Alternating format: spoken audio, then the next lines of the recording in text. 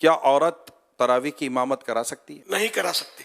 तरावी और कोई सी भी नमाज की औरत इमामत नहीं कराएगी। तरावी की नियत करना भूल गए तो क्या तरावी हो जाएगी? जो पढ़ रहा है उसके जहन में कि मैं नमाज पढ़ रहा हूँ इस वक्त, ये पता हो उसको, तो ये मतलब, और तरावी का वो वक्त है या जहन में आमतौर पर होता है कि मैं तरावी पढ़ूँ, तो अगर है जहन में तो अल्फाज जुमले मुंह से अदा करना ये कोई शर्त नहीं है, दिल में हो नियत। क्या मुसाफिर पर भी तरावी पढ़ना जरूरी है? मुसाफिर के लिए भी सुन्नत तो है कि तरावी पढ़ेंगे।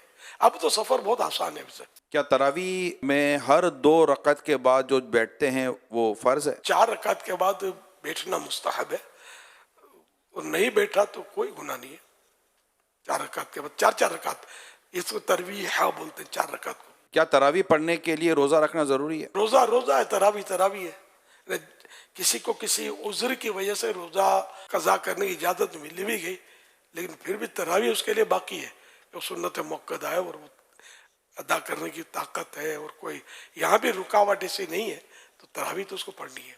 महल्ले की मस्जिद छोड़कर दूसरी मस्जिद में तरावी पढ़ सकते हैं? बेहतर यह होता है कि अपने मोहल्ले की मस्जिद में बंदा पंजगाना नमाजें पढ़े, लेकिन जहाँ जुमा होता है तो वो जुमा पढ़ेगा।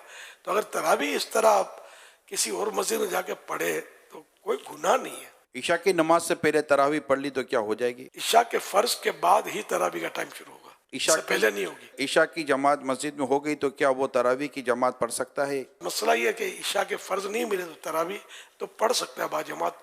बेहतर ये कि वित्र बाजमात ना पढ़े।